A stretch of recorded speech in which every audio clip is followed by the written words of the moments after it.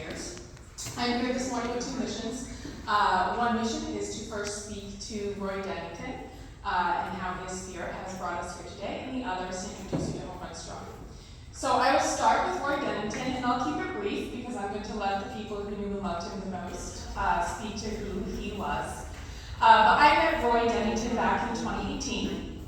Roy and I were both taking a veterans mediation course, and I quickly came to know Roy as a kind, unassuming, but deeply intellectual and compassionate Vietnam veteran who was a fierce advocate for not only his fellow veterans, but also all who serve, including their family members. I also came to know Roy as the consummate community builder. Everywhere Roy went, he was connecting people.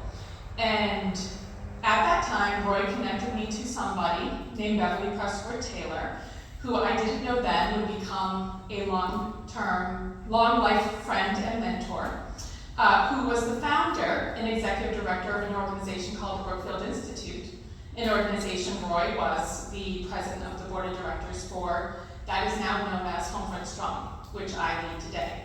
So Roy had a huge hand in my trajectory from 2018 on, and I had no idea that just that brief meeting would lead to so many life developments.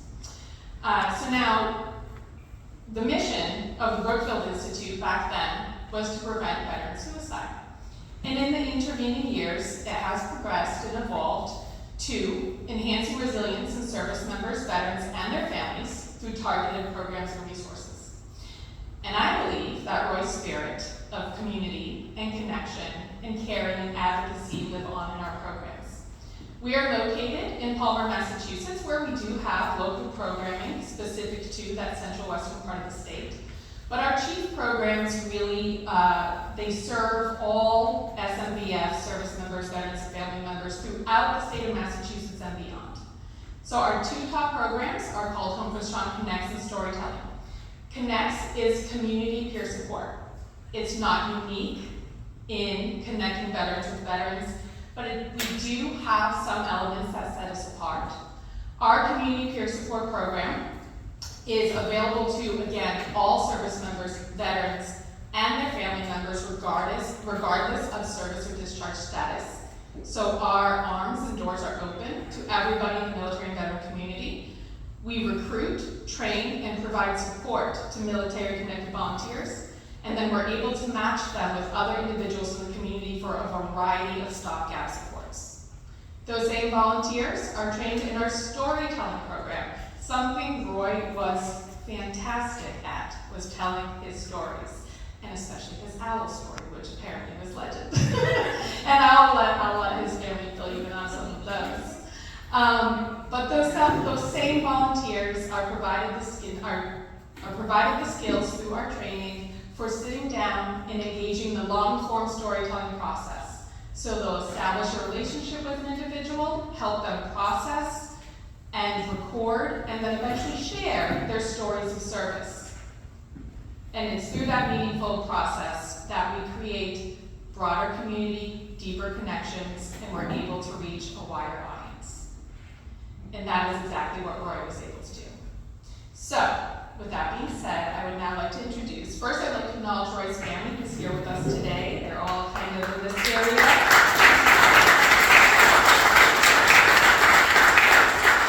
And we have two very beloved people to Roy here today to speak to who he was. And we're going to start with his daughter, Lee, and then we're going to move on to his battle buddy, our chief of the board of directors of the Lincoln Program. So Lee.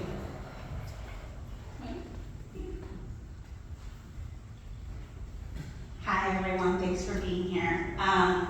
First of all, thank you so much for using your inaugural Peaceful Warrior Summit to also honor my dad, who I think, if not everyone knows him knew. So what I was thinking on my way here is, so for those of you who knew him, this would be his voice. Both in the spirit of the event and bringing all of these organizations together, And also the fact that he was being honored. This is what he would sound like. Oh, this is wonderful. I think that he would be incredibly honored to be here. So what I wanted to share really was me meeting my dad as a veteran. So growing up, so there's 5 kids. Jason and Ed are both much older and live on the West Coast, and then my brother Andrew is here, and my twin sister Stephanie, so there's 5 of us. And I think we all knew growing up that Vietnam was not something you talked about. I had a vague memory once of asking him what was probably an inappropriate question about Vietnam, and just knowing right away that that was not something that, I don't talk about this. This happened in the past. My brother Jason, who lives in Oregon, has a memory of going to the Vietnam Memorial in DC. He was probably a teenager. And I think part of the family was sort of like just walking around exploring, and then he noticed that Dad was sitting on a bench, and he saw that Dad had either tears in his eyes or was crying, and had tears flowing down his face. And when Dad saw Jason, instantly, tears wiped away. I'm the brave, strong man that I'm supposed to be. So growing up, we never spoke about it. My dad was sort of your typical provider for the family. He worked and he worked and he worked, and it kind of consumed a lot, to be honest, when we were little. It was my mom who took us to the soccer games, and we had, dinners and all together, but Dad was working, and he would come home and have dinner later. But after he retired, he had to retire early because of, as you all know, his medical issues. But it wasn't until maybe 10 or 12 years ago, after, I believe it was after college, where he discovered Yoga Warriors. Are there any Yoga Warrior people here? Yeah, you believe it. I wanted to wear my Yoga Warriors shirt today, but in very typical Lean Dennington fashion, I couldn't find it. And so he discovered Yoga Warriors, and what he enjoyed more than the yoga and the physical movement was the conversation and the stories. And I have a distinct memory of my mom saying to me, Yoga Warriors saved your dad. And as a young, early 20-year-old, I had no idea that he could say that. Not a clue. And so it was after that I sort of met him as not just a father, but as a friend and as a veteran. And I embraced part of his journey, not all. I went to some events with him. There was an event several years ago where there was a bike, a trail bike dedicated. Andrew, do you know where that was? Was it? Okay. There's the best picture of him ever on that event. And the whole family was there. So I went to that. He gave a presentation. It was in Framingham many years ago on what he was really dedicated to of the invisible wounds of war, and just hearing him speak about what veterans experienced, and so many from that era and before kept inside of them. And not knowing that he had all that inside of him as a daughter was really, really special to sort of go on that journey with him. I could talk forever, and I won't, I'll stop here. But, I just know that he would be so happy to see this event come together. That I know part of, he and Bobby had conversations walking around these trails. He was so dedicated to all of you veterans and first responders in this room. And I'm just a very, very proud daughter. And what I knew that he was involved in all of this, but I think what a lot of my family realized after he passed away was how deeply he affected and impacted so many people. And he was humble, but maybe not humble sometimes. So I'm surprised I didn't hear more about this sometimes. I'm still rambling. Roy was a guy who he had an idea and he had a vision, Belinda's nodding because she's been a part of that vision through these veterans organizations and causes and events. And he just put everything into it. And, you know, as his daughter, sometimes you call and be like, I just want to complain about work or this, that, or the other thing. But he always had advice for you. And sometimes when you're like 15, you don't want advice, you just want to complain. But what I realized as I got older and as I went on part of this journey with him, even if his advice was unsolicited, it really always was spot on. So thank you for being here. Thank you for, I know that many of you have veterans in your lives, first responders and you know, corrections officers who are near and dear to your heart, but for my family, that's Roy. And thank you for all of you who embraced him and worked with him. And keep doing the work you're doing, and I will do my best to keep doing it in honor of him. And now here in Belinda, a very, very dear friend to Roy, and I think we, I don't know how many years ago we met, but.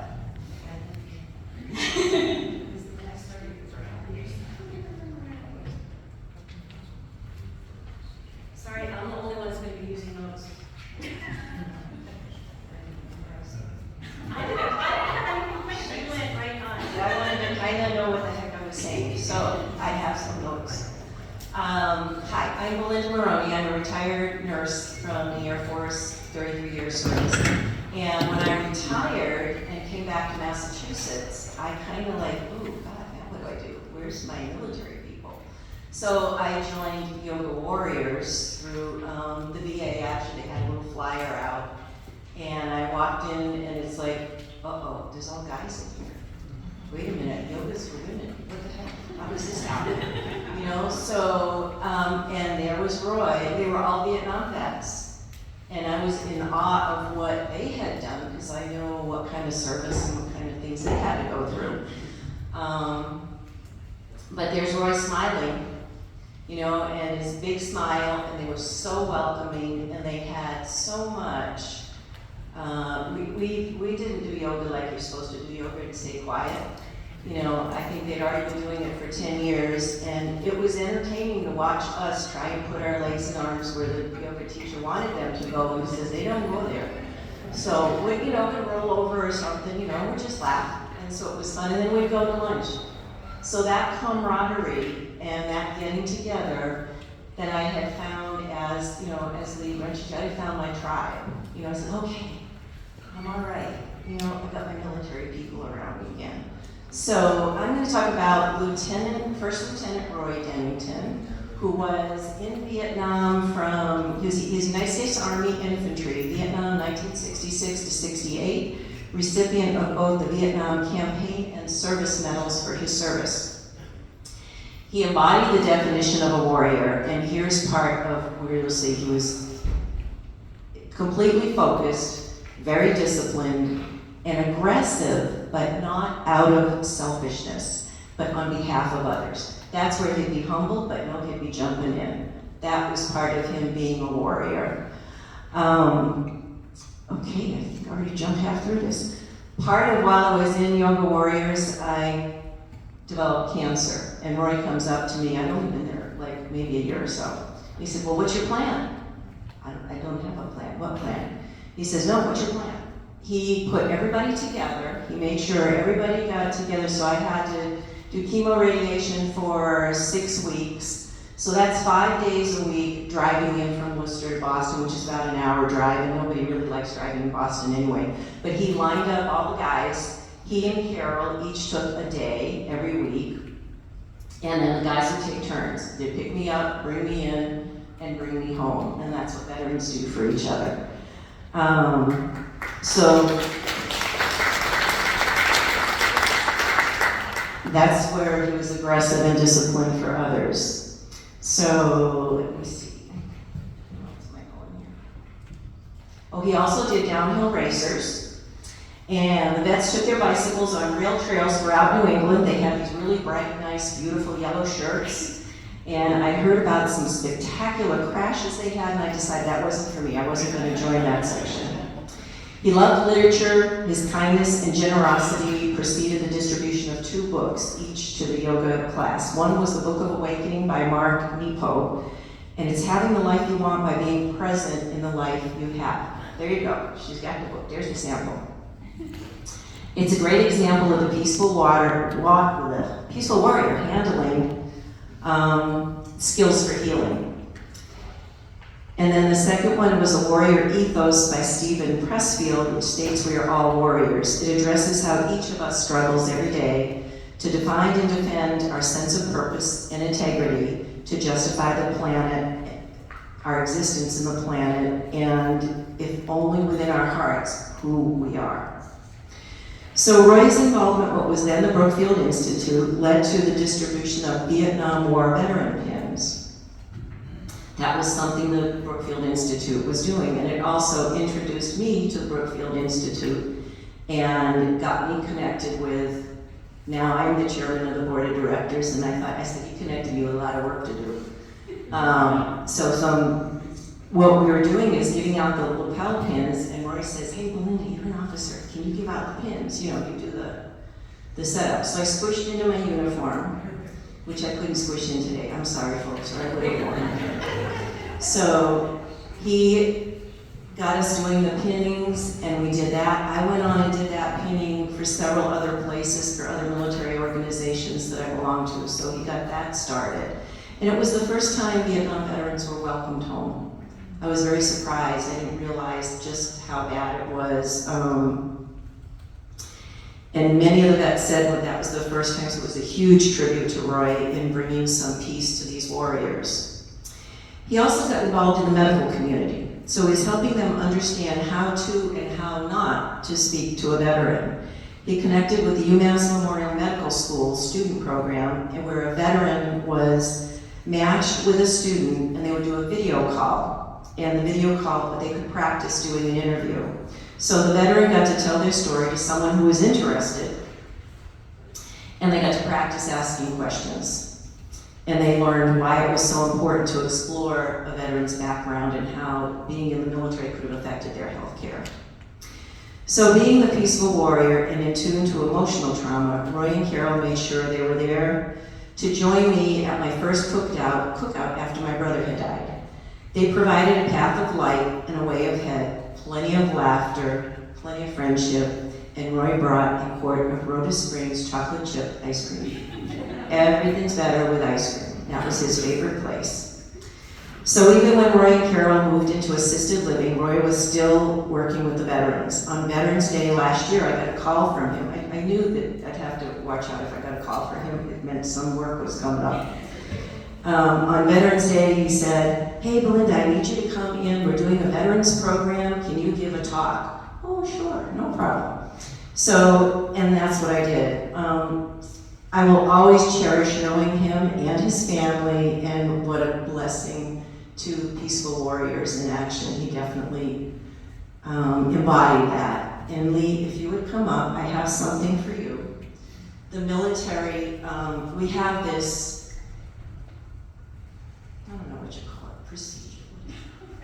We give out coins, and we usually have coins that starting every unit has a coin, and it's something we give out in honor of, and it's just something to say if somebody's done a really great job, if somebody we want to. The really important part of it, here's where it happens. If you slam it on the desk, in a bar, and everybody else is going to take their coin out, if they don't have it, the last person buys a round. So very important to have your coin with you. I mean, that's what it turned into, but it started being to honor people